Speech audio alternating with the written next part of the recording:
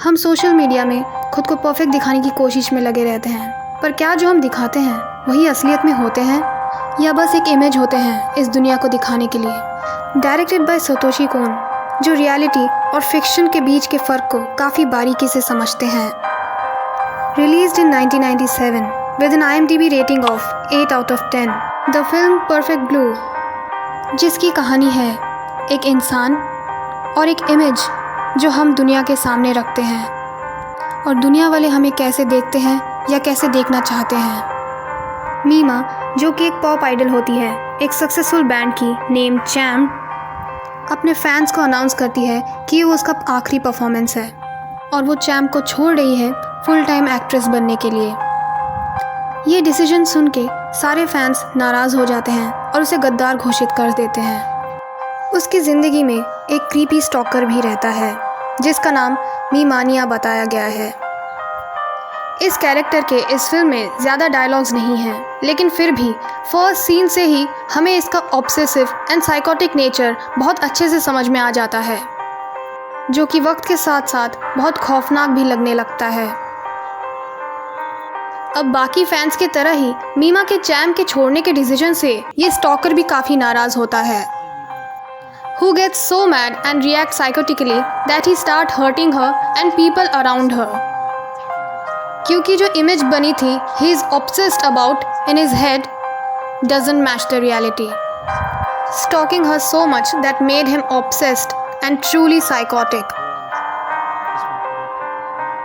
अब मीमा को कुछ डायरेक्टर्स एक रेप सीन करने बोलते हैं, जिस बात से उसकी मैनेजर रूमी बिल्कुल खिलाफ थी,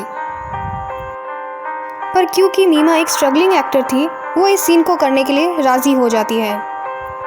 इस रेप सीन को करने के लिए उसके एजेंट टाडो कोरो ने कहा था ताकि उसकी एक्टिंग करियर सक्सेसफुल हो सके। ये सब देखते समय रूमी को रोना आ जाता है और वो वहाँ से बाहर निकल जाती है। इसके बाद हम देखते हैं मीमा अपने पुराने वर्जन को हेलुसिनेट करती है, जो उससे कहती है कि वो ऐसा कभी नहीं करती।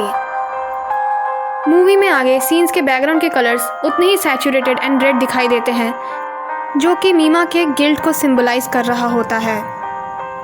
मीमा उस रेप सीन को करने के बाद हर जगह अपने पुराने अवतार को हेलुसिनेट करने लगती है और रियलिटी क्या है और फिक्शन क्या है उसका बीच का फ़र्क मीमा को धुंधली हुई नज़र आने लगती है। मीमा के साथ साथ ऑडियंस के लिए भी the difference between fiction and reality almost becomes indistinguishable. अब मीमा के एजेंट और उसके फोटोग्राफर का एक एक करके मौत हो जाता है। एक सीन में तो दिखाते हैं कि मीमा ही अपने एजेंट को मार रही है और हमें लगता है कहीं उसे स्प्लिट पर्सनैलिटी डिसऑर्डर तो नहीं, और स्टॉकर उस पर अटैक करते समय ये बोलता है कि वो नकली है। उससे तो वो बच जाती है, लेकिन जिस मीमा को वो हेलुसिनेट कर रही होती है वो उस पर अटैक कर देती है और कहती है कि वो इम्पोस्टर है और उसने ही सारे मर्डर्स किए थे। अब सवाल ये उठता है कि आखिर ये अटैकर था कौन, जिसको मीमा के बारे में सारे इन्फॉर्मेशन की डिटेल्स मालूम रहती थी। लड़ाई करते समय उस हेलुसिनेटेड मीमा का विग खुल जाता है और हमको पता चलता है वो उसकी मैनेजर रूमी थी। रूमी भी उनमें से एक थी जो मीमा के पॉप आइडल इमेज की फ़ैन थी, और क्योंकि वो उसकी मैनेजर थी उसके पास उसके सारे डिटेल्स मौजूद रहते थे। विग खुलने के बाद वो मानो पागल सी हो जाती है और वापस से विग को पहन लेती है और हमको उसमें फिर से मीमा ही दिखाई देती है, जो कि शायद मीमा का परसेप्शन था। सामने से आते हुए ट्रक को वो स्पॉटलाइट और ऑडियंस समझती है और हवा में हाथ को लहराती है।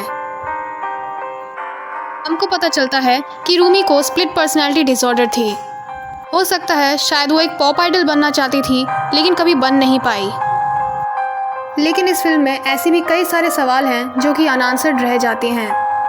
क्या फिक्शन था, क्या रियलिटी, हम ऑडियंस भी समझने में नाकाम हो जाते हैं। हो सकता है डायरेक्टर हमें वही महसूस करवाना चाहता था जो कि मीमा के माइंड में था। तो ये थी परफेक्ट ब्लू फिल्म की एक्सप्लेनेशन। नीचे कमेंट करके ज़रूर बताना आपको कैसी लगी। And thanks for watching.